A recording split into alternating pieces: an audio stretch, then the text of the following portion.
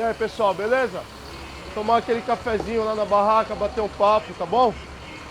Bom dia. O horizonte de 2019 é de muitos ataques aos direitos dos trabalhadores. Já se fala muito de uma reforma da Previdência ainda mais perversa, uma reforma trabalhista ainda mais perversa do que a do governo Temer. E se fala muito sobre a privatização do conjunto das estatais. Você vai acontecer o que aconteceu com o nosso sistema siderúrgico. E a gente tem um exemplo muito claro aqui na cidade de Cubatão. Aqui atrás, temos aí a nossa antiga COSI, Grupo Uzi Minas comprou, e chegou um determinado momento, eles acharam que não era mais produtivo produzir o aço primário aqui na unidade. E simplesmente fechou. A Petrobras ela tem que ser estatal, ela tem que estar na mão do povo brasileiro, ela tem que ser gerida pelo governo brasileiro para que se garanta que todo o lucro que a gente obtém da exploração do petróleo que está no nosso território seja destinado para a saúde, educação e segurança pública. É um cenário que vai exigir do movimento petroleiro muita unidade na hora do enfrentamento. Já foi alertado por parte do novo presidente de que ele é a favor da ditadura, de que ele é a favor da tortura, de que ele é a favor da perseguição, de dar fim a qualquer tipo de ativismo. O que está em jogo é mais do que o emprego do petroleiro, é mais do que a PLR do petroleiro, é mais do que a garantia de emprego. O que está em jogo é o país que queremos para o futuro. Eu que sou avô agora, recente, o que eu quero para o meu neto? Que país eu quero? Com esse novo governo, que é um governo que não nos representa, a gente vai ser cada vez mais a trincheira na luta contra a retirada desses direitos da classe trabalhadora e da população brasileira. Mais uma vez, a história convoca os petroleiros a combater as forças conservadoras, a defender a soberania nacional e o povo pobre. Os entreguistas querem o país de joelhos, mas nossa história de greves e mobilizações anuncia: não será tão fácil assim para eles. Itamar chamou uma reunião lá em Juiz de Fora. Chegando na reunião, o Itamar falou: quanto vocês querem de aumento? Eu vou dar o aumento para vocês. E assinou um documento lá em Juiz de Fora, garantindo o presidente da República. Aí nós voltamos, fizemos uma festa, acabamos a greve, e aí foi quando veio a notícia: olha, quem assinou foi o Itamar Franco, não foi o presidente, não foi a Petrobras, a empresa que vocês trabalham. E o acordo não foi cumprido porque não foi a Petrobras que assinou. Mas isso é brincadeira. E no final do ano, já novembro, dezembro, nós preparamos a greve de tudo e saímos, já a categoria revoltada, saímos com tudo. Aqui em Cubatão nós tomamos a refinaria. Tomamos a refinaria e falamos: agora nós vamos para tudo ou nada.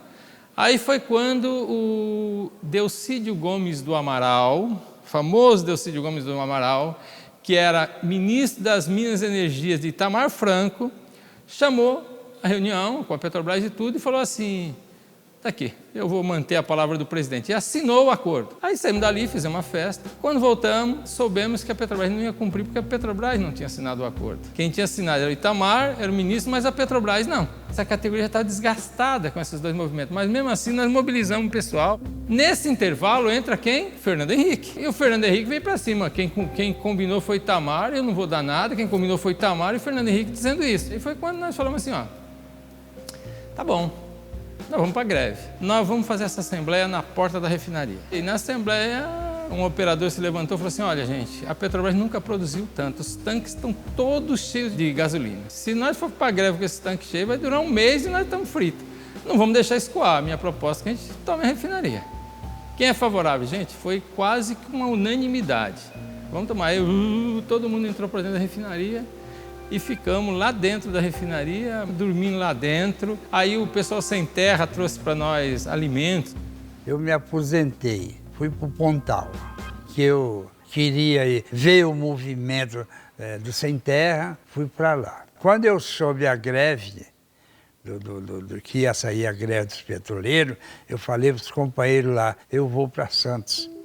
Meu sindicato vai fazer o movimento e eu estou lá junto com meus companheiros. Nós vamos acampar na porta da refinaria. Montaram uma barraca, conseguimos energia, levei a televisão, levei jogo de baralho, de dominó para a turma ficar noite e dia lá, fazíamos o café, ia comprar pão, comprar as coisas para a turma ficar lá. Quando eu vou para a luta só termina quando nós ganhamos a luta. É uma guerra. Para mim, o movimento grevista é dois poderes. é uma guerra. Quem tiver mais força, ganha. Esta greve acabou sendo marcada por um início, uma movimentação financeira e salarial, mas ela num curto espaço de tempo, pela ameaça que o Exército fez a colocar as tropas na refinaria Presidente Bernardes, ela tomou uma outra dimensão e houve uma ocupação geral. Os petroleiros foram extremamente corajosos, foram extremamente lúcidos e uma greve que começou por uma reforma e por um aumento salarial, acabou se tornando numa consciência de que nós estamos tratando da soberania do país, da força do petróleo e principalmente da nossa possibilidade de garantir a velha e boa frase, o petróleo é nosso. Aí nesse intervalo o Exército tomou a refinaria de Campinas, Paraná, São José dos Campos, Capoá, Repar, várias refinarias. E aí o Exército veio para ocupar aqui também. E nós falamos, não, aqui não vai entrar. Chegou um oficial de justiça dizendo para a gente desocupar a refinaria. E aí eu peguei, nós não vamos aí fora, vocês querem vir aqui no restaurante. O restaurante fica bem no meio da refinaria, né? Ficava na época. Se vocês querem, vocês vêm para cá, porque nós não vamos lá. Aí vinha um monte de polícia, só vai entrar o coronel. Mais ninguém. Não, eu vou entrar com a minha equipe. Você não vai entrar, então não vai entrar ninguém. Acabou, nós não vamos receber o oficial de justiça. Está encerrado o papo. Aí o oficial de justiça conversou, veio o coronel da polícia junto com o oficial de justiça e o superintendente no restaurante. Aí começamos a discutir, meio-dia, essa conversa foi até 7 horas da noite. Depois de 7 horas da noite, o cara da polícia agarrou no meu braço e falou o seguinte, vai sair ou eu chamo a polícia para te pegar? Eu falei, solta o braço. Solta o braço. Você quer ver se você vai soltar o braço? E o pessoal, entra. Aí pelas janelas do restaurante, todo mundo foi entrando. Aí ele, calma, gente, calma. Eu falei, eu não falei para você soltar o braço? Então, é isso aí, meu companheiro, nós não vamos sair. Aí o Eduardo, que é do PSTU, já pegou uma cadeira do restaurante, quebrou na mesa, né? Um outro lá já quebrou um monte de coisa. Calma, gente, calma. Tinha um cara lá na luz central, blackout. E era um dia escuro, ele desligou todas as luzes da refinaria. Até que nós saímos, né? 2 dias depois que o movimento já tinha acabado, nós saímos. Aí depois que veio para a gente 400 e poucas advertências, né? Já tinha 12 demissões, meio mais 452, se não me engano, advertência. Cada dia de greve tinha que dar 100 mil de multa, o juiz determinou. Mas nós ignoramos. Aí, ou seja, 32 dias de greve e tal, nós tínhamos uma fortuna para pagar. O Fernando Henrique, junto com o PST, mandou bloquear as contas do sindicato. Aí nós tínhamos demitido para pagar, nós tínhamos funcionários para pagar, nós tínhamos tudo. Aí nós baixamos a mensalidade em 0,1%, a mensalidade, e a gente ia 1 a 1 na área. Cara, me dá um dinheirinho aí para manter o sindicato, me dá a porcentagem do sindicato, me dá a porcentagem. Foi difícil, mas te falou, 80% da categoria, 80%, 90% dava dinheiro. FHC deu o primeiro passo para a privatização da Petrobras com a quebra do monopólio estatal do petróleo em 97. A cartilha neoliberal levou o sucateamento da companhia às últimas consequências. Todo esse processo de privatização, todo o sistema Petrobras, iniciou no governo neoliberal de Fernando Henrique Cardoso. O sucateamento, para que fosse privatizada primeiramente a Transpetro, e depois a Petrobras, fez com que a segurança na movimentação dos seus produtos fosse deixada de lado. E hoje nós estamos passando exatamente o mesmo problema, semelhante ao que aconteceu no final dos anos 90 e início dos anos 2000. A redução de todos os trabalhadores que existem dentro da empresa, que fazem a parte da operação, da segurança, de todo o acompanhamento operacional e também a falta de manutenção nas suas instalações. A grande preocupação agora é que existam grandes acidentes como aqueles que aconteceram.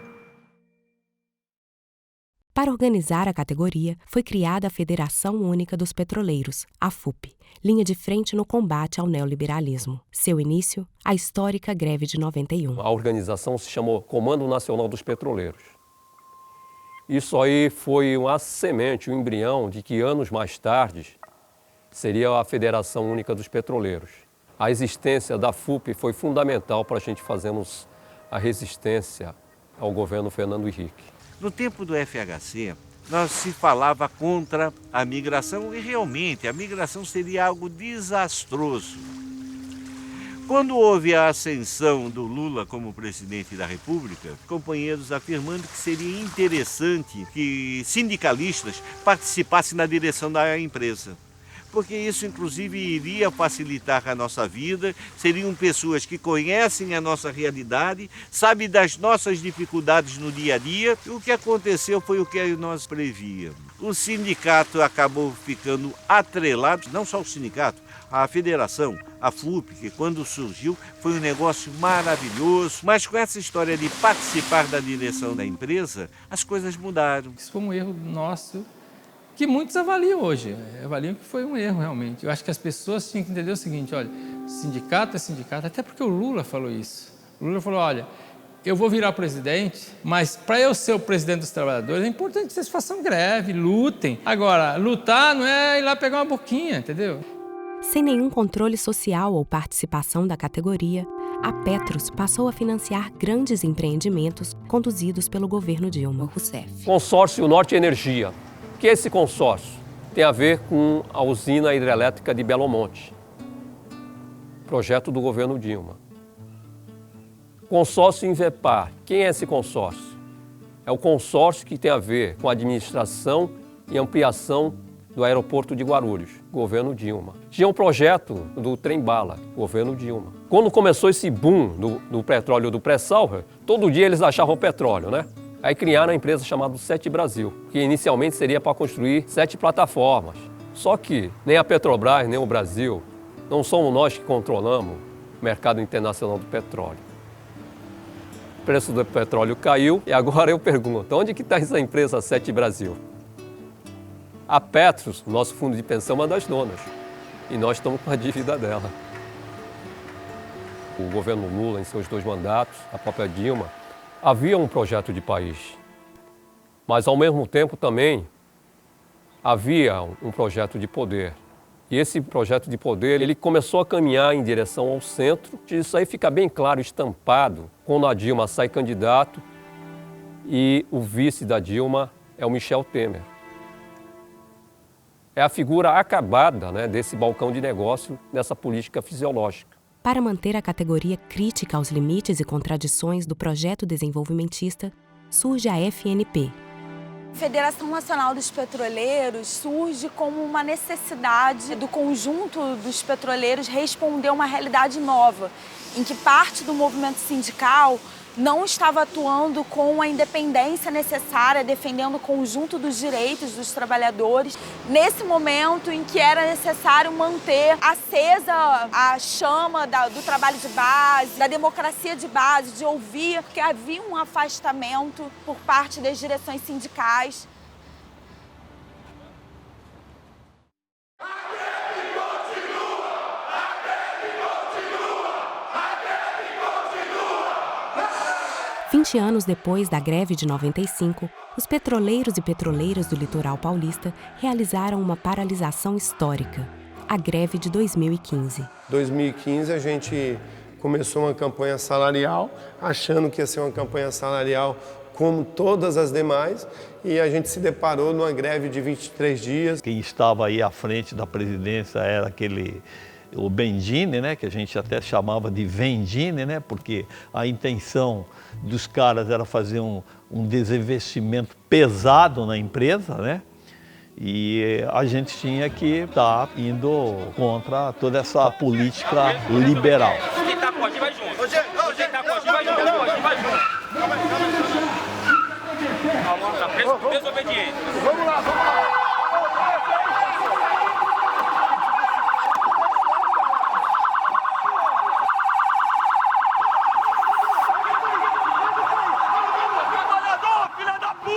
Depois de 10 dias de greve, mais ou menos, os supervisores e os coordenadores aderiram a essa greve, né? Em massa, 100% da operação, 100% dos supervisores. Praticamente o terminal parou. O terminal de São Sebastião é responsável por quase 50% do petróleo que entra aqui, né? Foram 4 refinarias aí praticamente impactadas. Isso gerou um problema para a Petrobras, que ela foi buscar pessoas de fora para vir operar a planta, né?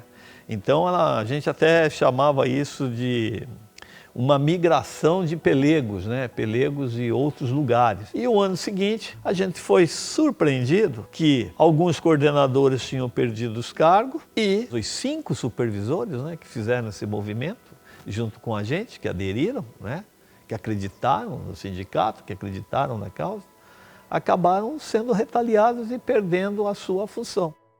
A venda de ativos da Petrobras será retomada, segundo o comunicado da empresa divulgado hoje. Nós estamos trabalhando para vender esses ativos, porque claramente não somos os melhores operadores deste tipo de produto. A Operação Lava Jato falou de corrupção. Só que a grande corrupção e o grande roubo à Petrobras, ele não se deu lá atrás. Ele se deu a partir desse plano de desinvestimento. Nós, inclusive, encaminhamos essas denúncias todas para a Operação Lava Jato, com todos os documentos, comprovando o roubo. Qual que foi a resposta da Operação Lava Jato? Isso aqui não tem a ver com a gente. O povo brasileiro hoje está pagando caro por um combustível para gerar lucros e dividendos para o acionista. Às custas da dona de casa que não consegue comprar um botijão de gás à hora da morte, o pai de família que está pagando aí o litro da gasolina a quase R$5 e o caminhoneiro também pagando um absurdo no óleo diesel. Essa história de que a Petrobras precisava vender ativos porque está quebrada é fake news. Fake news. E quem mostra, quem prova que é fake news é a própria Petrobras. De 2017 a 2021, a capacidade de investimentos da Petrobras nesses 4 anos é de 225 bilhões de reais. Quando que uma empresa que tem 225 bilhões de reais para investir entre 2017 e 2021 está quebrada? A venda de ativos é a entrega barata de um patrimônio e tecnologias de exclusividade brasileira.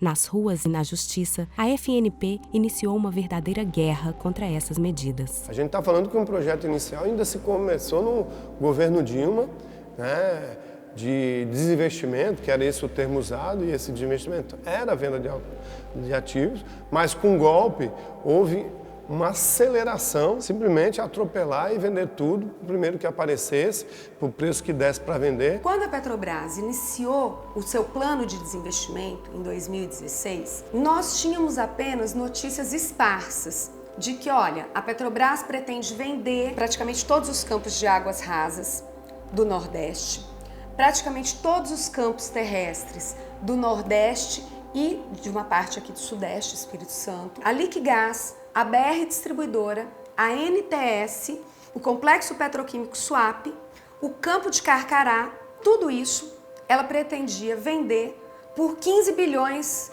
de dólares. Bom, por baixo, só a NTS valeria isso. Só a NTS. Então, era um plano que a gente fala, era um verdadeiro Black Friday mesmo. Vender tudo por um valor irrisório.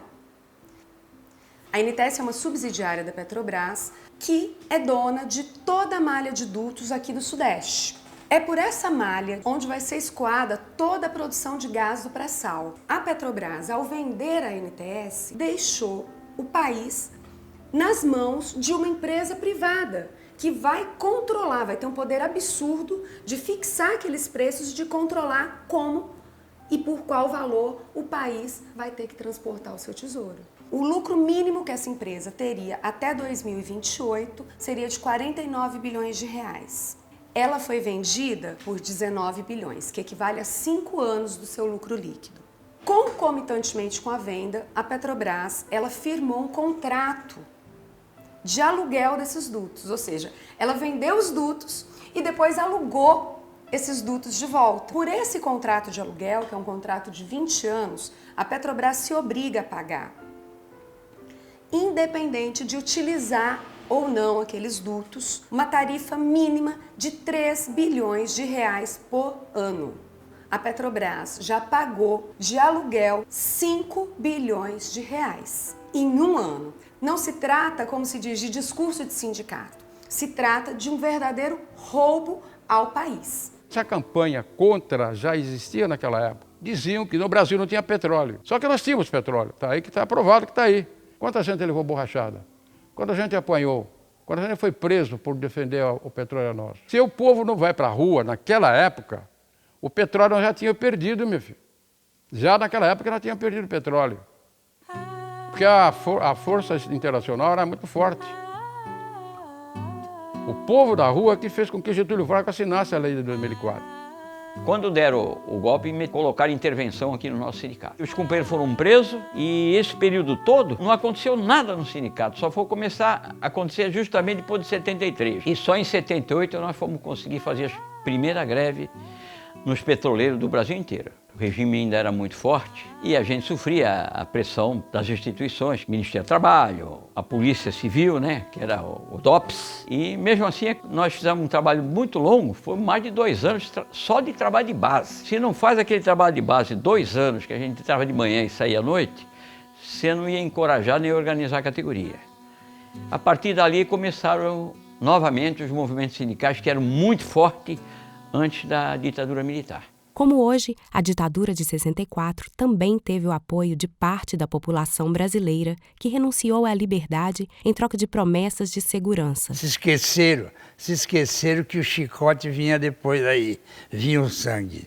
A cassação de todo mundo, prender todo mundo. Os líderes sindicais tiveram que fugir, né?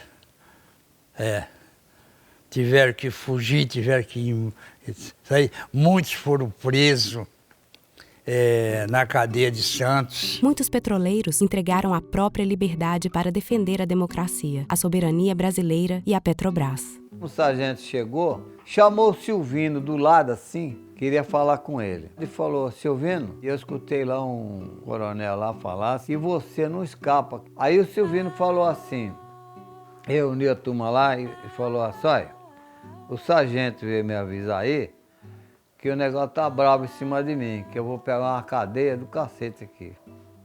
Aí eu vou fazer o seguinte, eu vou dar um jeito de sair daqui da auditoria militar. Quem quer sair? Quem quer sair? Aí todo mundo fala assim, o Gelado, não, eu não vou. Eu também não, eu não vou ficar fugindo a vida toda. Der o que der aí, eu não vou sair não, eu vou ficar aí. Silvino tava de gravatinha, bonitinha assim, a única que tá bem arrumadinho assim, né?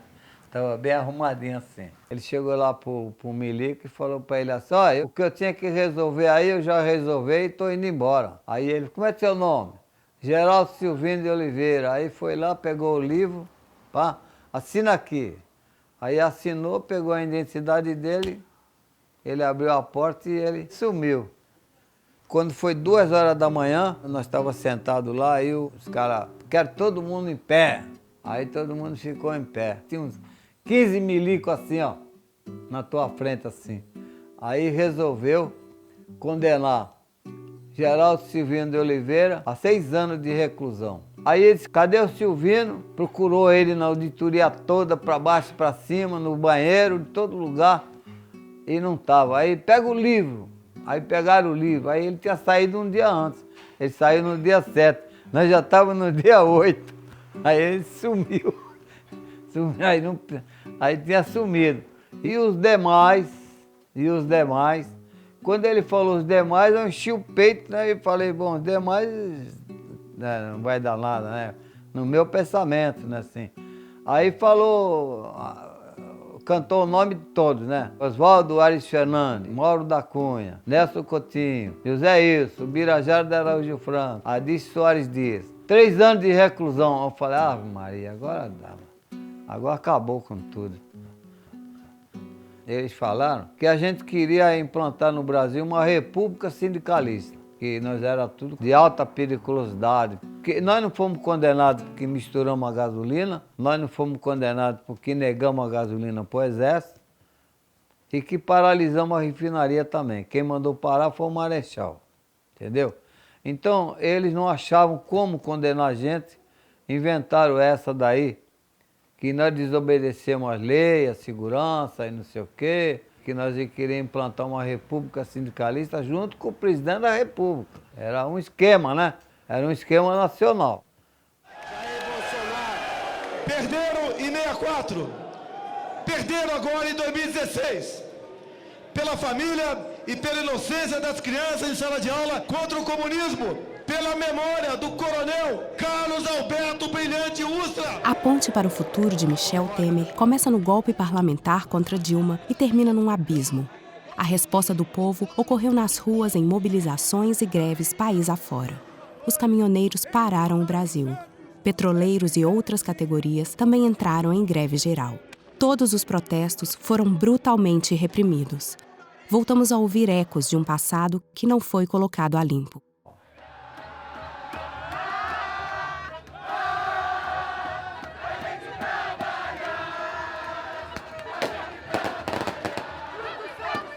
Ameaça comunista, bandido bom é bandido morto, militares no governo. O Brasil não é capaz de manter uma empresa do tamanho da Petrobras, tem que privatizar tudo.